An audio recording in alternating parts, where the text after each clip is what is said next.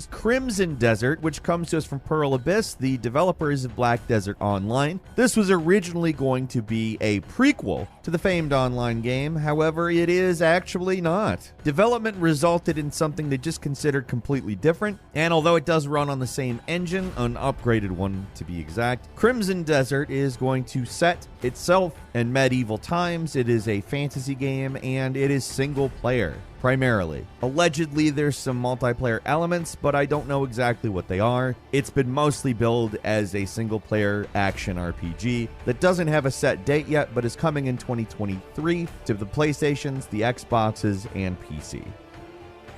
At number 21 is Skull and Bones, a game that has been in the works a long time. Originally came out of the naval battles of Assassin's Creed Black Flag, was going to be an MMO spin-off, and then just became its own thing. It's set in the Indian Ocean. It is open world, albeit much more ship-oriented, and involves what it's calling tactical action. I suspect it's going to play very much like the ship battles in Assassin's Creed Black Flag, except it's its own game. I love it. I've wanted it for a very long time, and I'm excited to play it. It's going to land on PS5, Xbox Series, and PC on March 9th.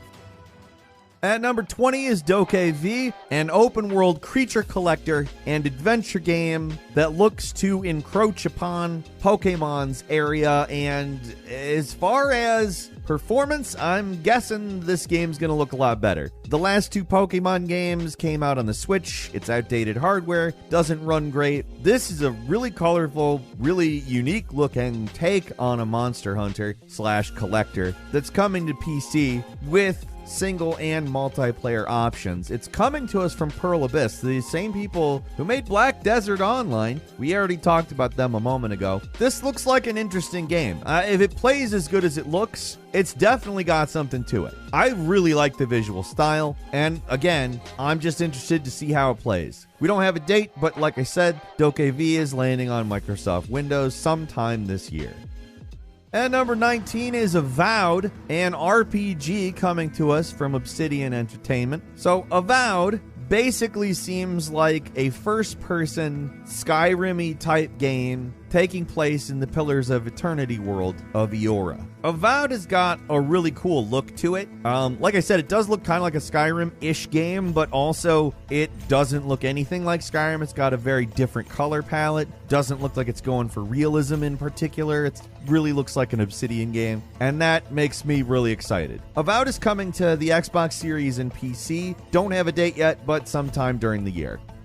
At number 18 is Ark 2, the sequel to Ark Survival Evolved. It's got Vin Diesel, it's got Souls-like melee combat, and it's got dinosaurs and all the other stuff that you get with Ark. Honestly, Ark's a really interesting game, if maybe a imperfect one, but the sequel looks like it's really shaping up to be kind of what the original promised to be. Not that the original is anything to laugh at. Well, sometimes it is, but that's more intentional, I think. Ark is going to launch as an exclusive on Xbox Series and PC. Exactly what day we don't know yet, but it will be sometime this year.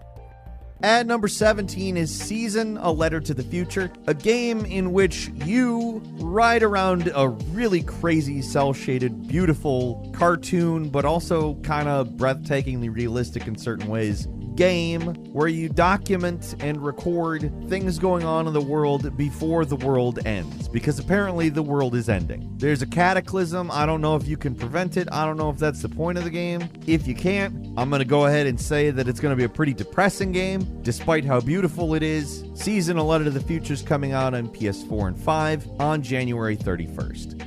And number 16 is Sons of the Forest, a sequel to The Forest. Now, what worked about The Forest is that on top of being a really good survival game, it also is a totally bonkers cannibal story with mutants and freaks. In the first game, you're trying to find your kid. Now you're trying to find a billionaire. You're an elite soldier, so you probably got a little bit more up your sleeve than a random father running around in the woods. But you also survived the helicopter crash, so you got some injuries. Apparently, the ante has been upped with the mutants. We've seen some of it. And also, there's a 3-armed companion that you'll be able to run around with. I mean, not much has changed from the original premise. It's pretty damn good looking survival game with a bonkers cannibal story and mutants. Sons of the Forest is landing on PC February 23rd. At number 15 is Assassin's Creed Mirage. What's being billed as a return to the series' roots, moving a little bit away from the role-playing stuff of recent Assassin's Creed games, and getting back into the more linear stealth storytelling of the original Assassin's Creed series. Still going to take place in an open world. I'm pretty excited for this. I don't have a problem with the new Assassin's Creed games at all, but I am kind of excited to have a game that's more like the originals. Assassin's Creed Mirage is coming to the PlayStations, the Xboxes, and PC sometime this year.